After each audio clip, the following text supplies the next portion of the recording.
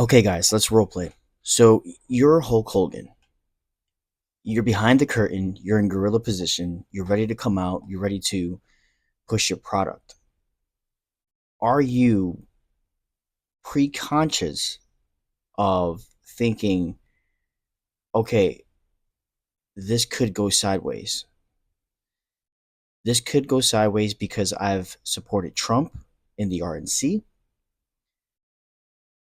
This could go sideways because I've been out of the business for so long. So will I get a returning welcome? This could go sideways because I've made racial comments in the past that have surfaced. If if I'm Hulk Hogan, I'm not even thinking about the time that I've spent away from WWE. First and foremost, I'm thinking about the racial comments that I made that have surfaced that everyone and their mother knows about. Then I'm also thinking about supporting Donald Trump at the RNC and how over the hedge it was, and how I've been at bars and tried to rile up a crowd and said certain things that can rub a lot of people differently.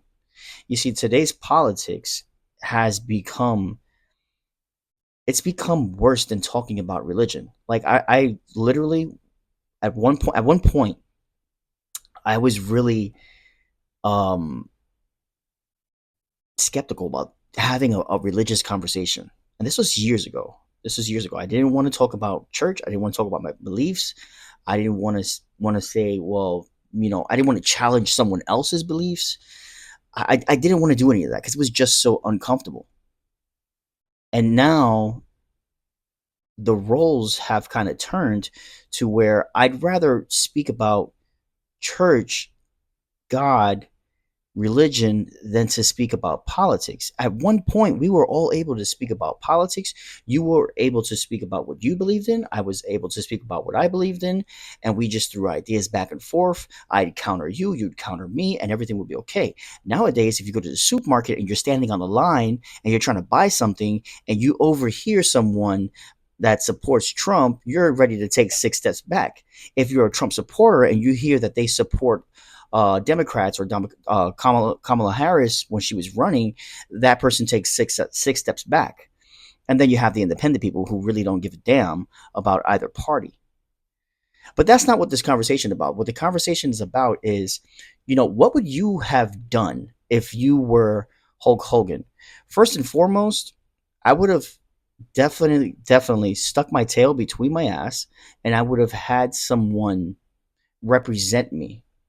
I would have told WWE, first and foremost, thank you for partnering up with me. Thank you for becoming a minority owner or whatever the case may be. This is going to be awesome.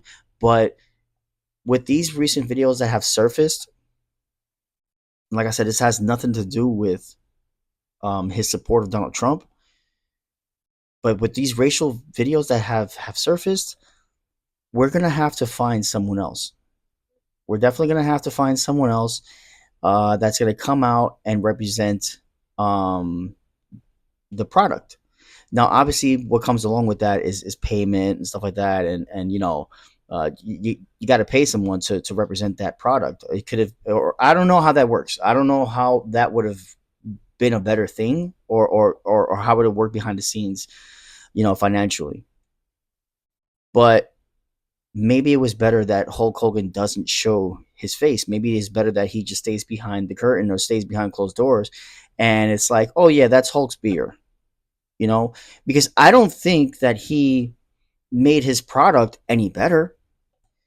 I saw a video of him saying that he's gotten rid of beer for 6 months and now he's putting this beer out and he's drinking his own beer. It's kind of contradicting when you think about it. And I understand. I understand. Hey, we're in a day and age where you got to survive, obviously. So we're in a day and age where people are making their own product up. I would have rather Ric Flair and his energy drink. Ric Flair doesn't have any racial issues. He's just Ric Flair. He has Ric Flair issues. Um, but that's a story for another day. He's in AEW and he's got a contract with them over on that side. But to see Hulk getting booed the way he got booed, it went far and beyond being a heel. Like you're not WWE Universe heel. Like you're a real freaking asshole heel. Like you're a real life heel. Like you're not a good person. And for him not to recognize the situation and try to put someone else in that position for representing his beer or his product, I think that hurt him. And if he's not going to spend the money for someone to represent him, listen, WWE could have been creative. There could have been some type of small commercial or something, or an ad, or there was so many different ways that WWE could have gone about this. And I don't know how Triple H, was he in the back like saying, "Damn, we're taking the chance here." Now they're still doing business with him. Obviously, now moving forward, someone else has got to represent the beer. So, I mean, what do you guys think?